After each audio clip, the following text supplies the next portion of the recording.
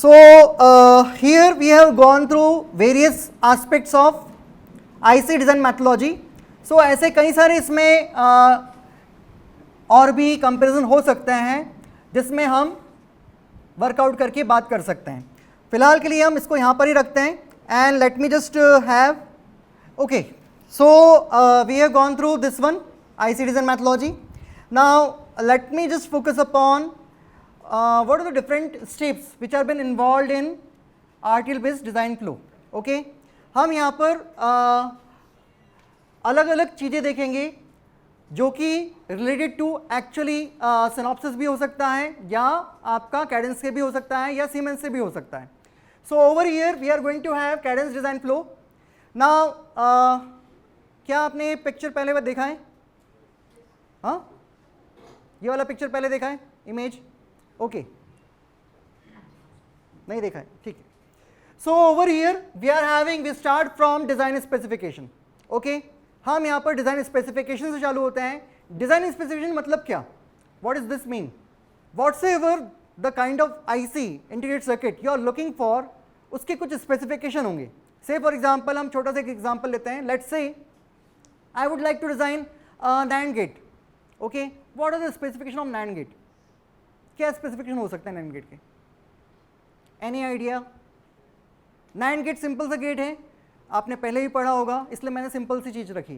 तो NAND gate यदि मुझे बनाना है तो NAND गेट की क्या स्पेसिफिकेशन हो सकता है? कितने इनपुट्स होंगे, राइट? ऐसा बोल सकता हूँ कितने आउटपुट्स होंगे? हाँ, एक ही आउटपुट होगा, राइट? सो कितने इनपुट हो सकते हैं ये सही क्वेश्चन है, पर आउटपुट तो एक ही होगा, राइट? कितने वोल्टेज पे काम करेगा, राइट? किस फ्रिक्वेंसी तक काम कर सकता है? ओके, मतलब इसका परफॉर्मेंस 1 मेगाहर्ट्ज तक रहेगा या 100 मेगाहर्ट्ज तक रहेगा या 1 गीगाहर्ट्ज तक रहेगा.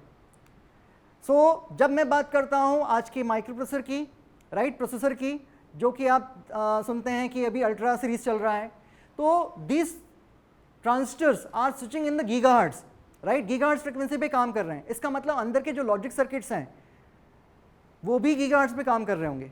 तो विच मीन्स दैट यदि मुझे ये बोला जा रहा है कि NAND गेट बनाना है जिसका परफॉर्मेंस गीगाहर्ट्ज में होना चाहिए, तो लिटरली मुझे कंपोनेंट उस तरह से डिजाइन करना पड़ेगा जिसका परफॉर्मेंस गीगाहर्ट्ज में होना चाहिए, राइट?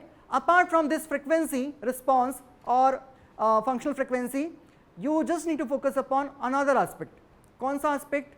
एस्पेक्ट होता है आपका पावर का, कितना पावर डिसिपेट करेगा. ओके, पावर कंजप्शन कितना होना चाहिए. So every circuit over here consume some power. So हमें यहाँ पर स्पेसिफिकेशन में दिया जाता है कि हमारे जो स्पेसिफिकेशन है हमें एटलीस्ट 10 नैनोवाट के अंदर हमें इसको रखना है या हमें 1 माइक्रोवाट के रेंज में रखना है. ओके, सो ऐसे कई सारे स्पेसिफिकेशन होते हैं जो आपके डिज़ाइन के साथ इनकॉर्पोरेट किए जाते हैं, तब जाकर आपका डिज़ाइन स्पेसिफिकेशन कंप्लीट होता है. क्योंकि यदि आपने डिज़ाइन स्पेसिफिकेशन अधूरा रखा तो हो सकता है चिप बनने के बाद आपको बोला जाए ये तो काम ही नहीं कर रहा है, हमने इसको चला के देखा तो काम नहीं कर रहा है. तो आप कैसे बोलोगे कि ये किस पे काम करेगा और किस पे काम नहीं करेगा, राइट? देन उसके बाद since we are looking for RTL based design flow, हम यहाँ पर RTL बेस्ड डिज़ाइन फ्लो कर रहे हैं. इसका मतलब यहाँ पर RTL कोडिंग की हेल्प से हम उस डिज़ाइन को बनाएंगे, right? We are going to describe our design specification in terms of RTL. Now your language of choice may be your VHDL और Verilog और System Verilog. यहाँ पर यूजुअली हम 3 लैंग्वेजेस की बात करते हैं और कैडेंस ये तीनों लैंग्वेज को सपोर्ट करता है. Okay, after doing RTL coding, the next part you are going to have is functional simulation. It is another important aspect of first verification level. Okay, क्या करते हैं इसमें? फंक्शनल सिमुलेशन में हम फंक्शनलिटी टेस्ट करते हैं कि हमारा डिज़ाइन फंक्शनल है या नहीं है. ओके, फंक्शनल है या नहीं है, मतलब जैसे मैंने अभी NAND गेट की बात करी तो विच मीन्स दैट 0 0 देने पर 1 आना चाहिए, 0 1 देने पर 1 आना चाहिए, 1 0 देने पर 1 आना चाहिए और 1 1 देने पर 0 आना चाहिए. So over here we just need to focus upon functional simulation. यहाँ पर हम किसी भी तरह के टाइमिंग सिमुलेशन की बात नहीं कर रहे हैं, यहाँ पर हम किसी भी तरह के पावर डिसिपेशन की बात नहीं कर रहे हैं. क्योंकि जब हम यहाँ पर फोकस करते हैं RTL डिज़ाइन पर तो हमारा फोकस किस पर रहता है? हमारा फोकस रहता है फंक्शनलिटी अचीव करने पर. ओके, कि हमारी फंक्शनलिटी किस तरह से अचीव होगी. ओके, देन उसके बाद इसी का आगे चल के हम बात करते हैं तो कवरेज एनालिसिस होता है. कवरेज एनालिसिस होता है which means that you are going to cover up the things कि whether the verification plan that you have been given over here. जब आपने फंक्शनल सिमुलेशन करा था तो यहाँ पर आपने एक वेरिफिकेशन प्लान बनाया होगा और उस वेरिफिकेशन प्लान के अकॉर्डिंग हम कवरेज करके देख रहे हैं कि आपका सर्किट या आपका जो सिस्टम है वो हर जगह कितने केसेस में काम कर रहा है, कितने केसेस में काम नहीं कर रहा है. Okay, so here we are going to test about the functionality. आप यहाँ पर फंक्शनलिटी वेरीफाई करने की कोशिश करते हैं.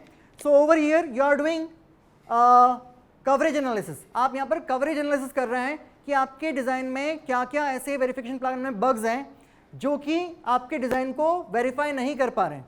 Okay, so here you are just focusing upon which part?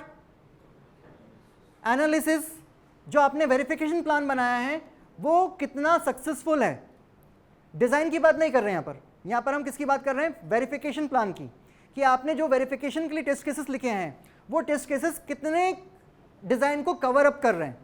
Okay, सो हमारा पर्पस रहता है कि 100% कवरेज हो. बट जैसे जैसे हम बात करते हैं कॉम्प्लेक्स डिज़ाइन की तो वहाँ पर हमें 100% कवरेज पॉसिबल नहीं हो पाता. सो मे बी लाइक 90% और 95% का कवरेज हमारे लिए कवरेज जो होता है ये फ्रूटफुल होता है. देन इसके बाद नेक्स्ट स्टेप आती है logic synthesis.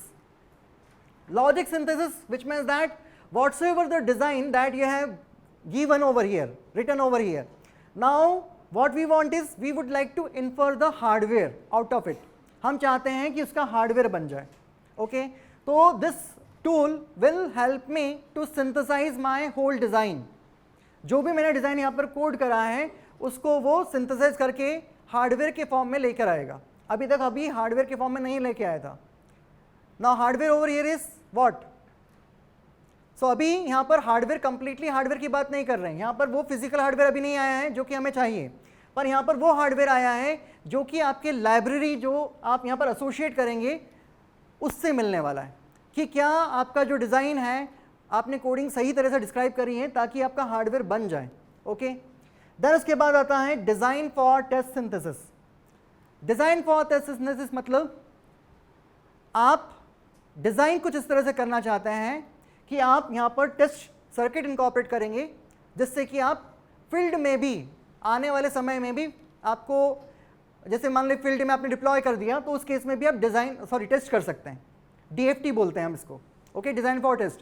So which means that we are going to incorporate some kind of testable circuit, testing circuit and testing methodology along with the design. हम अपने डिज़ाइन के साथ टेस्टिंग मेथोडोलॉजी इनकॉर्पोरेट करते हैं. Okay, then we are going to have ATPG. ATPG का मतलब होता है ऑटोमेटिक टेस्ट पैटर्न जनरेटर.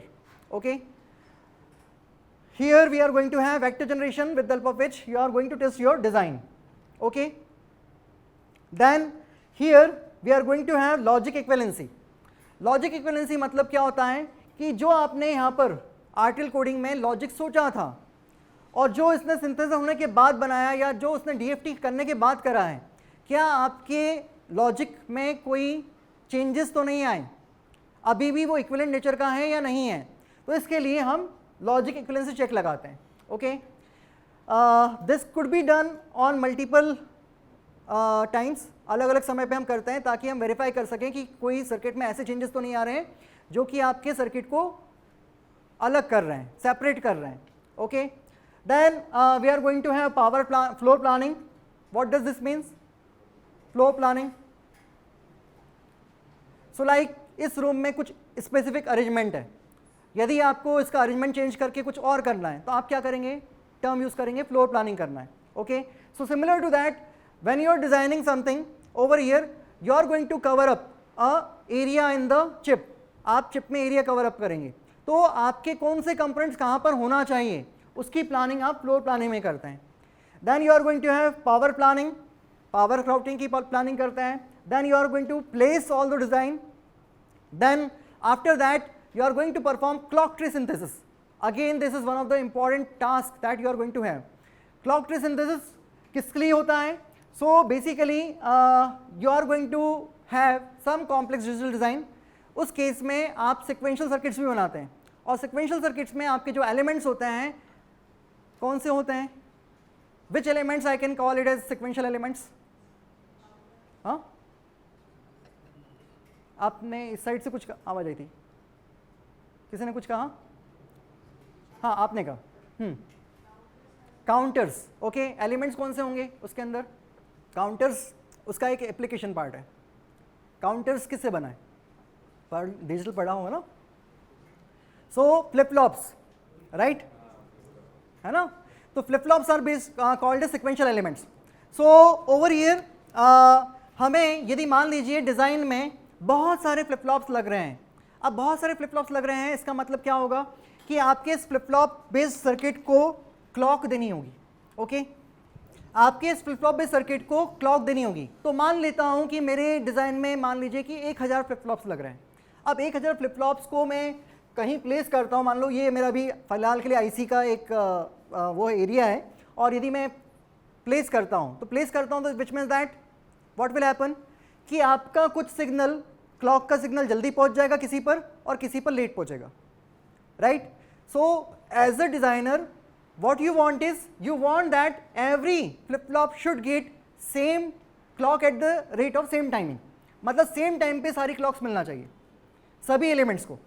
तो उसके लिए फिर हम क्लॉक ट्री सिंथेसिस की बात करते हैं, जिससे कि आप कोशिश करते हैं कि आपका जितना भी डिज़ाइन के फ्लिप फ्लॉप्स एलिमेंट्स हैं या सिक्वेंशियल एलिमेंट्स हैं, सबको सेम क्लॉक मिले, सेम टाइम पे क्लॉक मिले, उसमें डिले कम से कम हो।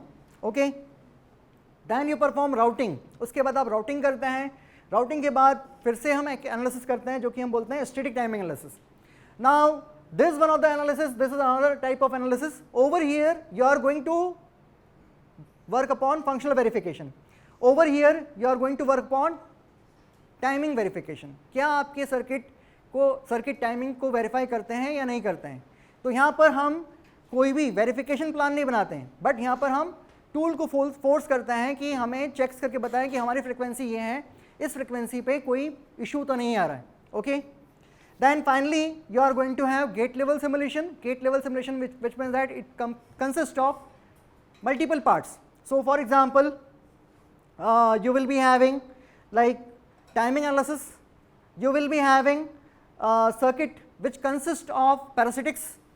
तो यहाँ पर हम पैरासिटिक एक्सट्रैक्ट करने के बाद टाइमिंग सिमुलेशन करते हैं, जिसकी हेल्प से हमारा सिस्टम में फंक्शनलिटी टेस्ट होती है, जिसकी हेल्प से हम फंक्शनलिटी टेस्ट करते हैं कि whether our circuit is functional और नॉट। तो यहाँ पर हमारे जो डिज़ाइन स्पेसिफिकेशन है वो यहाँ पर फुलफिल हो रहे हैं या नहीं हो रहे हैं, इससे हम आइडेंटिफाई करते हैं। आइडेंटिफाई करने के बाद यदि इसमें कोई चेंजेस नहीं करना है तो उस केस में आप फाइनल GDS2 फाइल जो कि फैब्रिकेशन वेंडर को रिक्वायर्ड होती है वो आप सबमिट करते हैं। ओके, कोई डाउट है किसी को? हार्डवेयर के टाइप्स बताएं, एक हार्डवेयर ये है और एक दूसरा पीछे था सर, दोनों में अंतर? हार्डवेयर मतलब सर कि ये हार्डवेयर के लिए तैयार हो गया नहीं, अच्छा पहले वाली स्लाइड की बात कर रहे हैं। तो इस केस में हम लोग हार्डवेयर बना रहे हैं, मतलब अभी फैब्रिकेशन नहीं हुआ है। फैब्रिकेशन कब होगा? जब मैं ये सारी स्टेप्स परफॉर्म कर लूँगा, उसके बाद मेरी एक फाइल जनरेट होगी GDS2। GDS2 का मतलब होता है graphic data stream version number 2, जो कि एक फॉर्मेट है, इंडस्ट्री स्टैंडर्ड है। इसमें आपको फैब्रिकेशन वेंडर को सेंड करना होता है। तो हमने फैब्रिकेशन वेंडर के नाम जाने थे, TSMC, राइट, या ऑस्ट्रिया माइक्रोसिस्टम, या फिर यूरो प्रैक्टिस। ऐसे कई सारे वेंडर्स हैं जो आपको GDS2 फॉर्मेट में डिमांड करते हैं। दूसरा फॉर्मेट होता है काल्मा फॉर्मेट, ओके, काल्टेक इंटरमीडिएट फॉर्मेट। सो उस केस में कौन सी कंपनी क्या डिमांड कर रही है उसके ऊपर डिपेंड करता है, but majorly you will find that कि every company demands GDS2 now. Okay, पहले 2 फॉर्मेट्स चलते थे। Okay, anything else? और कुछ इसमें कोई डाउट? किसी को डाउट आ रहा हो? Any doubt? सो ये कंप्लीट फ्लो है और यूजुअली इस कंप्लीट फ्लो को करने में काफ़ी समय लगता है।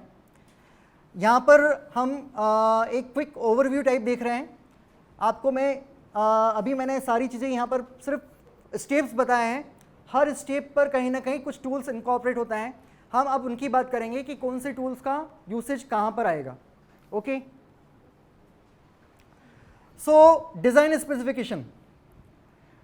डिज़ाइन स्पेसिफिकेशन ऑन पेपर आप काम करते हैं, मतलब आपको कोई डिज़ाइन बनाना है तो सबसे पहला काम होगा कि आप पेपर पर डिज़ाइन बनाएं, पेपर पे इसके स्पेसिफिकेशन तय करें कि क्या क्या आपको बनाना है।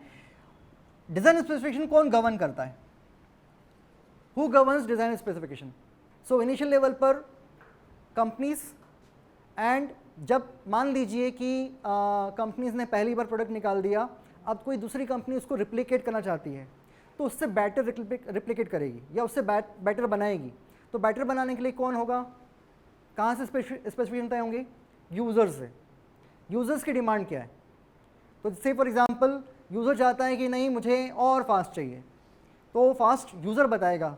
यदि मुझे सिर्फ रिप्लिकेट करना होता तो मैं इसको रिप्लिकेट कर देता, बट यदि मुझे लग रहा है कि मुझे अलग करना है तो अलग कब करना है? अलग उसमें कुछ नए फीचर्स डालना है, तो वो फीचर्स कौन तय करता है? यूजर्स तय करते हैं कि अरे इसमें ये फीचर नहीं था, ये फीचर होना चाहिए था, right? So there are like lots of things happens over here design specification में। तो इनिशियल लेवल पर जो डिज़ाइन स्पेसिफिकेशन होते हैं वो आपके तय होते हैं, और उसके बाद मॉडिफिकेशंस ऑन डिमांड होते हैं स्पेसिफिकेशन में। And so then after that RTL coding के लिए, so which tool I am going to use over here?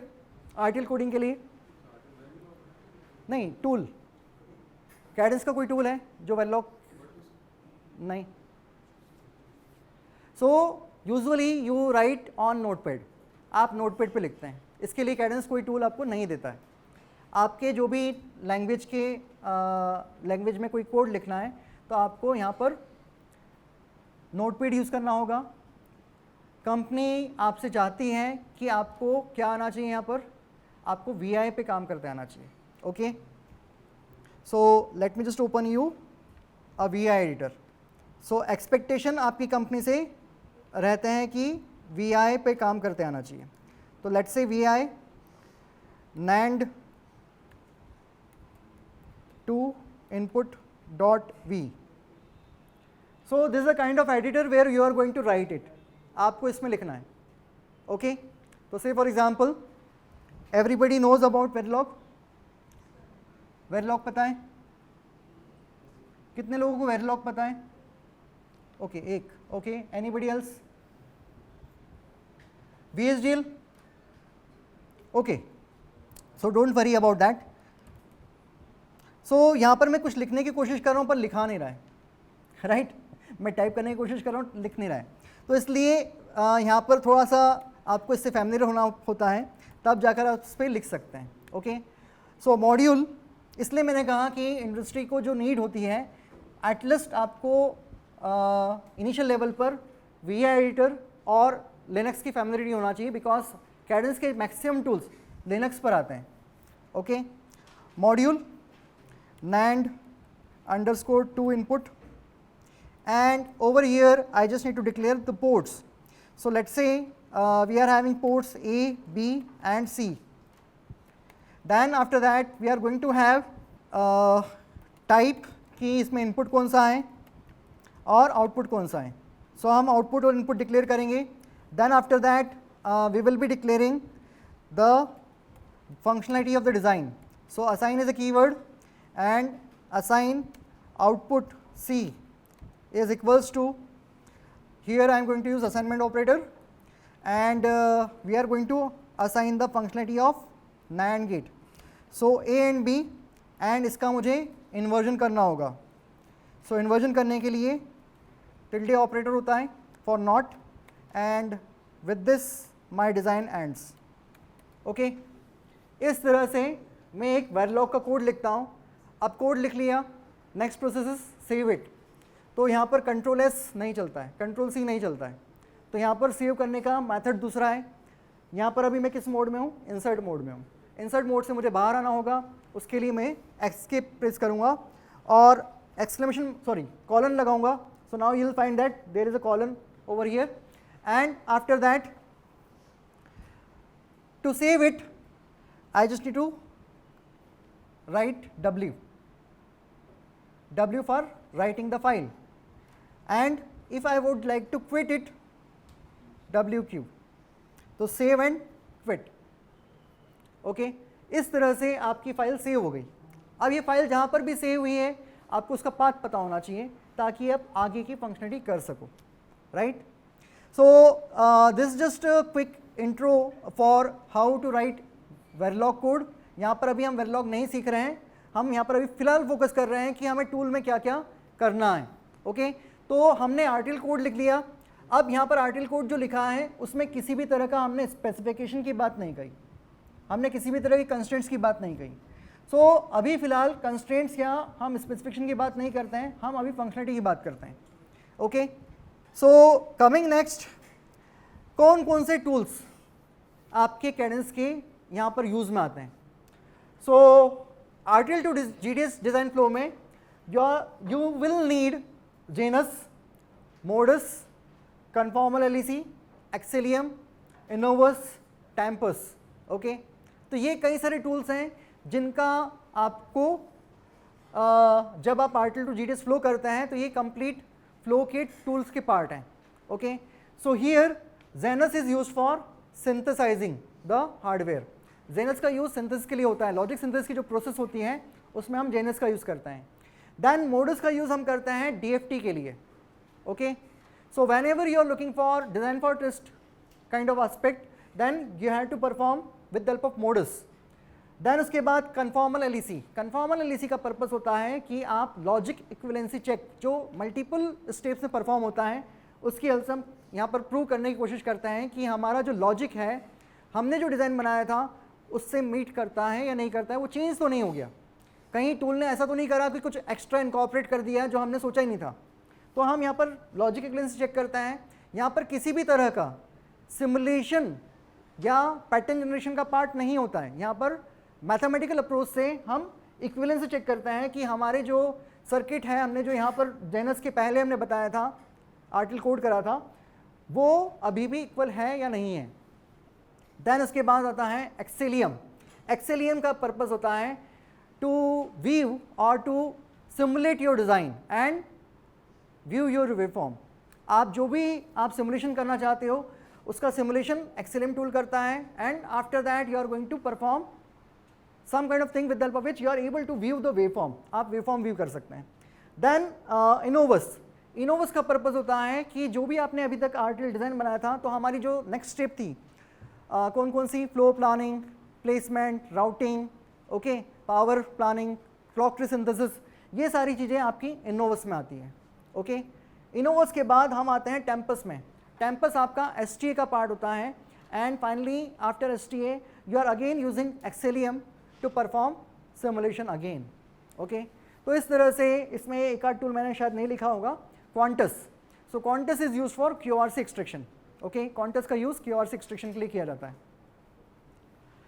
Okay, so these are the various tools which are been involved in RTL to GDS design flow. Innovus, Innovus का purpose होता है कि जो आपने अभी तक डिज़ाइन बनाया था, आपने डीएफटी तक बनाया, तो डीएफटी तक सिर्फ वो कोड के फॉर्म में, अब आप क्या चाहते हैं कि ये लेआउट के फॉर्म में आ जाए, फिजिकल फॉर्म में आ जाए। तो फिजिकल मतलब क्या होता है, physically you are having layout. अभी तक आपने स्कीमेटिक बनाया है, उसके बाद की प्रोसेस करिए, स्कीमेटिक बनाने के बाद की प्रोसेस करिए, वर्चुसो यूज़ करा है आपने, सिर्फ स्कीमेटिक बनाया है। तो स्कीमेटिक सिर्फ और सिर्फ किसके लिए है, स्कीमेटिक का पर्पस होता है केवल आपका पेपर लेवल वेरिफिकेशन से अबव है, पर फिजिकली यदि मुझे फैब्रिकेट करना है तो उसको लेआउट के फॉर्म में लेके आना पड़ेगा।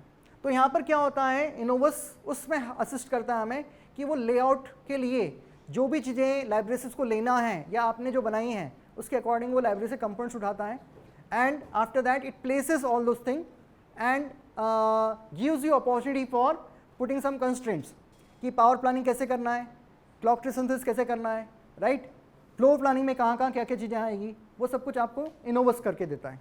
ओके, देन उसके बाद टेम्पस आता है स्टैटिक टाइमिंग एनालिसिस के लिए। Okay, so static timing analysis क्यों करते हैं, क्योंकि कई बार आपका जो वेरिफिकेशन प्लान है वो कई बार फेल हो सकता है, तो उसके लिए आपको वेरीफाई करना होता है STKL से। तो STKL से हम क्या करते हैं, हम अपने स्पेसिफिकेशन को बिना सिमुलेशन करें मीट आउट करने की कोशिश करते हैं कि क्या सारे जो टाइमिंग्स हैं वो मीट कर रहे हैं या नहीं कर रहे हैं. Okay, any other question? Okay, so here so हम लोग थोड़ा सा और आगे चलते हैं. So what is like how to start कैसे करना है. तो स्टार्ट क्या, मैंने इसका स्टार्ट के बारे में बताया कि स्टार्ट आपको स्पेसिफिकेशन से करना है. स्पेसिफिकेशन के बाद आपको कोड लिखना है. तो कोड लिखना या जो भी काम करना है, इन टूल्स को यूज़ करना है, तो there should be some kind of directory structures that you have to follow. यदि आप डायरेक्टरी स्ट्रक्चर फॉलो करते हैं तो ही आप इसमें अच्छे से काम कर पाएंगे, अदरवाइज आप ढूंढते रहेंगे कि हमारी स्टेप परफॉर्म क्यों नहीं हो रही है. So let me just show you a basic directory structure for this kind of project. Okay, so your directory will consist of lots of things, जिसमें सबसे पहले हम RTL की बात करते हैं. Okay, so we will be having RTL directory. Then RTL directory के बाद हम सिंथेसिस की बात करते हैं, सिमुलेशन की बात करते हैं. तो you should be having simulation directory, you will be having synthesis directory. अब पहले हम RTL की बात करते हैं, तो हमने एक डायरेक्टरी के अंदर जो भी हमारा प्रोजेक्ट फोल्डर था उसके अंदर एक RTL फोल्डर बना दिया. What I am going to keep it, I am going to keep all those RTL files which are related to my project. Okay, जो भी मेरा RTL कोड है वो कोड या जितने भी मेरे कोड्स हैं वो मैं RTL फोल्डर में रखूँगा. Okay, now what about simulation. So simulation में usually I also have one more directory which is called as test bench directory, TB directory. तो TB डायरेक्टरी में हम क्या करते हैं, जितने भी हमारे टेस्ट बेंच के कोड्स होते हैं, वेरिफिकेशन के कोड्स होते हैं, उनको हम TB डायरेक्टरी में रखते हैं. और उसके बाद हमारा आता है सिमुलेशन डायरेक्टरी. सिमुलेशन डायरेक्टरी का पर्पस होता है कि जितने भी हमने सिमुलेशन परफॉर्म करें, ओके, टेस्ट बेंच की हेल्प से, वो सिमुलेशन यहाँ पर आप इस फोल्डर में आउटकम रखेंगे. आप जितने भी सिमुलेशन के आउटकम हैं वो आप सिमुलेशन फोल्डर में रखेंगे. देन उसके बाद synthesis. So when you are going to perform Genus, आप जीनस का जब यूज़ करते हैं तो उसके आउटपुट जो हैं वो आप सिंथेसिस फोल्डर में रखते हैं. ये हम ऐसा क्यों कर रहे हैं, because we would like to manage a project. हम किसी ना किसी टीम में काम करते हैं, तो टीम में काम करते हैं तो हर एक टीम को पता होता है कि हमें किस तरह से अपने प्रोजेक्ट फोल्डर्स को मेंटेन करना है. Otherwise huge number of files are going to be generated and पूरा मैसअप दिखता है. जैसे मैं शायद से एक आध फोल्डर आपको दिखाता हूँ, हो सकता है उससे आपको क्लैरिटी आए कि जब एक प्रोजेक्ट बनता है तो उसमें कितने सारी फाइल्स जनरेट होती हैं. Late me just show you, possibility यदि कुछ होगी तो मिल जाएगा. सो आप देखोगे कि इस फोल्डर में बहुत सारे फाइल्स जनरेट हो रही हैं. ओके, तो ये अभी मैंने कुछ स्टेप्स की फाइल्स बताई हैं. ऐसे और भी जब स्टेप्स परफॉर्म करते हैं तो यहाँ पर बहुत सारी फाइल इकट्ठी होती जाती है, और ये जब एक ही जगह इकट्ठी होती है तो आपके लिए समझना डिफिकल्ट हो जाता है कि ये किससे रिलेटेड है. तो हम क्या कर रहे हैं, हम फोर्स आउट कर रहे हैं कि लेट्स से जितने भी जीनस वाली चीज़ें हैं वो जीनस वाले फोल्डर या सिंथेसिस वाले फोल्डर में जाएँ, जितने भी इनोवस वाली चीज़ें हैं वो इनोवस वाले फोल्डर में जाएँ, फिजिकल डिज़ाइन में जाए. तो ऐसे हम अलग अलग फोल्डर्स क्रिएट कर लेते हैं ताकि हमारा जो डिज़ाइन है वो कम्प्लीटली मैनेजेबल हो. Okay, so let us come down to again on that place. So apart from that there is constraint folder where you are going to keep the constraints to the design. जो भी design आपके design के constraints हैं वो आप यहाँ रखेंगे. Cap table ये आपको फैब्रिकेशन वेंडर या आपके टेक्नोलॉजी वेंडर देता है आपको. देन उसके बाद लॉजिक इक्विवेलेंस चेक परफॉर्म करने के लिए आपका इक्विवेलेंस चेकिंग का फोल्डर रहेगा. गेट लेवल सिमुलेशन के लिए जो आपका टाइमिंग सिमुलेशन करना है उसके लिए आप एक फोल्डर रखेंगे. LEF, lib and QRC, these are the file given by foundry vendor. जो भी हमारे फाउंड्री वेंडर्स होते हैं वो आपको लेफ, लाइब्रेरी और QRC टेक फाइल देते हैं. ये आप खुद जनरेट नहीं करते हैं. Okay, QRC is basically Q stands for Quantus, okay, RC stands for resistance and capacitance. तो जितना भी आपके डिज़ाइन से RC पैरासिटिक एक्सट्रैक्ट होगा वो इस फाइल के हेल्प से होगा. ओके, जितना भी आपका लेफ या लिब ये हम आगे डिस्कस करेंगे, इसका स्लाइड है. Okay, any doubt so far, कोई और doubt? So this is like basic directory structure that you are going to have inside any project folder. Okay, so cap table एक फोल्डर मैंने बताया था। कैप टेबल ये आपको foundry vendor देता है, जिसमें कैपेसिटेंस के रिस्पेक्ट में इंफॉर्मेशन रहती है। ओके, सो लाइक कई सारे वायर्स आपके जब आप डिज़ाइन बनाते हैं तो कई बार वायर्स ओवरलैप होते हैं, कई बार वायर क्रॉस होते हैं। क्रॉस मतलब ऐसा क्रॉस नहीं कि सेम लेवल पे क्रॉस हो रहे हैं, बट एक वायर ऐसा जा रहा है, एक वायर ऐसा जा रहा है ऊपर, तो ये कैपेसिटेंस फॉर्म करेगा। तो जितनी भी इस तरह की इंफॉर्मेशन है वो आपको कैप टेबल में मिलती हैं, जिसके हल से आपके सर्किट का जो कैपेसिटेंस है कितना होगा वो कैलकुलेट किया जाता है। क्यों ज़रूरत है? What is the need of doing this? So whenever you are going to simulate your design for higher frequency, lower frequency के लिए इतना इशू नहीं आता, बट जब भी हम डिज़ाइन को हायर फ्रिक्वेंसी पे सिमुलेट करता है तो capacitance plays very important role. Okay, ये आपके डिज़ाइन को अफेक्ट करता है, इसके डिज़ाइन मतलब आपके डिज़ाइन के परफॉर्मेंस को अफेक्ट करता है। तो ये लिमिट करता है कि आपका डिज़ाइन किस रेंज की फ्रिक्वेंसी तक चल सकता है। ओके, तो हम चाहते हैं कि जितना कम से कम ओवरलैप कैपेसिटेंस या कम कपलिंग कैपेसिटेंस हो उतना हमारे लिए फ़ायदा होता है। Okay, so let me just come down to now, एक कंस्ट्रेंट हमने बताया था जो कंस्ट्रेंट फाइल के अंदर था। So we will be having Synopsys design constraint SDC file. अब आप बोलोगे कि सिनॉप्सिस यहाँ पर क्यों है, हम तो कैडेंस पे काम कर रहे हैं। तो एसडीसी फाइल एक तरह से यू कैन से कि एक स्टैंडर्ड बन गया है। Okay, so every company uses this kind of format, SDC format. अब वो आप Xilinx का टूल यूज़ कर रहे हो या अल्टेरा का टूल यूज़ कर रहे हो या फिर आप सिनॉप्सिस का या कैडेंस का या सीमेंस का, सभी लोग एक तरह के कॉमन फॉर्मेट की बात करते हैं कंस्ट्रेंट में, Synopsys design constraint format. Okay, so what it provides you information regarding timing, clocking and various kinds of design constraint related to your delays, setup to time, hold time, इस तरह की जो information रहती हैं वो आप यहाँ पर लिखते हैं। ओके, क्योंकि डिज़ाइन कंस्ट्रेंट आपके डिज़ाइन के हैं, आप बताओगे कि आपके डिज़ाइन कंस्ट्रेंट्स क्या हैं। किसी फॉर एग्जांपल आपके पिन से आपके लॉजिक तक पहुंचने का जो समय है वो इतना होगा, एक्सपेक्ट कर रहे हो, ठीक है, आपने उसको स्पेसिफाई कर दिया। से for example input delay 2 with respect to what, with respect to clock. तो यहाँ पर जितने भी आपके टाइमिंग रहते हैं वो क्लॉक के रिस्पेक्ट में डिफाइन होते हैं। ओके, कोई डाउट तो नहीं है इसमें? सो यहाँ पर सबसे पहली लाइन क्या बता रही है, क्रिएट क्लॉक, कौन से सिग्नल को देना है, क्लॉक CLK को देना है। इसका पीरियड 10 दिया है, तो 10 मतलब 10 नैनोसेकंड। वो 10 नैनोसेकंड कहाँ से स्पेसिफाई होगा, आप जब टाइम स्केल डिफाइन करेंगे तो वहाँ से आपका 10 नैनोसेकंड डिफाइन होगा। ओके, देन इसके बाद set input delay, set input delay 2 nanosecond with respect to signal clock. Okay, so then after that you are having set output delay.